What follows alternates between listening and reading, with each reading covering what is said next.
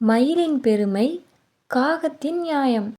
ஒரு அழகான காட்டுல ஒரு சோட்டு காகம் இருந்துச்சு.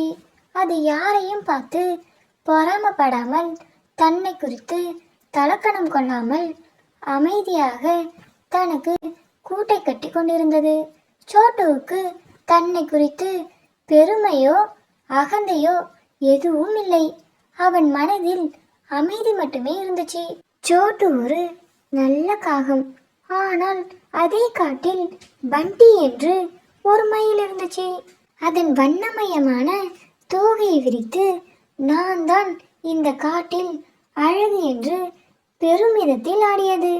ஒரு நாள் காகம் அந்த பண்டி மயிலிடம் சென்று, எவ்வளவு அழகான தோகைகள் உங்களுக்கு, நீங்க ரொம்ப அழகா இருக்கீங்க பண்டி என்று அன்புடன் சொன்னது. ஆனால் மயில் தலையை உயர்த்தி, உன்ன மாதிரி கருப்பு பறவை, அதுவும் நீ உன்னோட மூஞ்ச கண்ணாடியில பார்த்திருக்கியா, நீலாம் வந்து என்கிட்ட பேசுற என்று பண்டி சோட்டுவை அவமானப்படுத்துச்சு. அந்த வார்த்தைகள் காகத்தின் இதயத்தை உடைத்தது. காகம் மனமுடைந்து அவன் எதுவும் பேசாமல் அமைதியாக வீட்டுக்கு சென்றான். அந்த இரவில் நில ஒளியில் மரக்கிளையில் அமர்ந்திருந்த சோட்டு காகத்தின் கண்களில் ஒரு ஒளி மின்னியது. மயிலுக்கு ஒரு பாடம் கண்டிப்பா கற்பிக்க வேண்டும் என்று அவன் மனதில் நினைத்தான். அடுத்த நாள் வானம் கருமையாக இருந்துச்சு. கருமேகங்கள் சூழ சோட்டு காகம் இதுதான் அந்த பண்டி மயிலுக்கு பாடம் கற்பிக்க சரியான நேரம் என்று சொல்லி சிரித்தது. காகம் பறந்து போய் மயிலிடம் இப்படி சொல்லிச்சு, பண்டி, உன்னை விட ஒரு அழகான மயில் இருக்காம் என்று சொல்லிச்சு. என்னை விட யார் இந்த காட்டுல அழகா இருக்க முடியும் என்று மயில் கேட்க சோட்டு காகம் மனதிற்குள் சிரித்தது. வா பண்டி, நான் உன்னை கூட்டிட்டு போறேன். சோட்டு காகம் மயிலை வேட்டைக்காரர்கள் வலை விரித்து வைத்திருந்த இடத்திற்கு கூட்டி சென்றது. மயில் பெருமையுடன் நடந்தது. ஆனால் திடீரென்று மயில் வலையில் மாட்டிக்கொண்டது. பண்டி பயத்தில் கத்தியது. மரக்கிளையில் அமர்ந்திருந்த காகம் சின்ன சிரிப்புடன் பார்த்தது. வேட்டைக்காரன் வரும் சத்தம் கேட்டதும் மயில் பயத்தில் அலறியது. உடனே காகம் தன் அழகால் வலையை அவிழ்த்து மயிலை காப்பாற்றியது.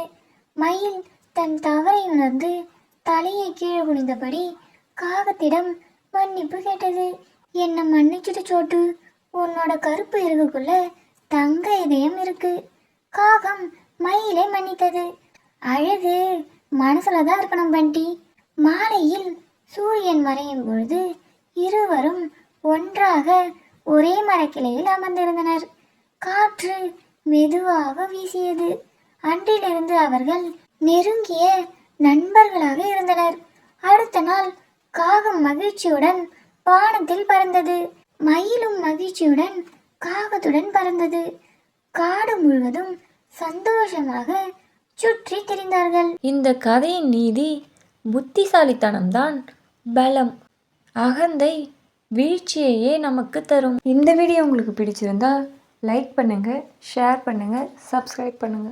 This video sponsored to by SBO digital marketing. தினமும் 300 rupees ஏர்ன் பண்ணலாம். ஒரு நல்ல வாய்ப்பு.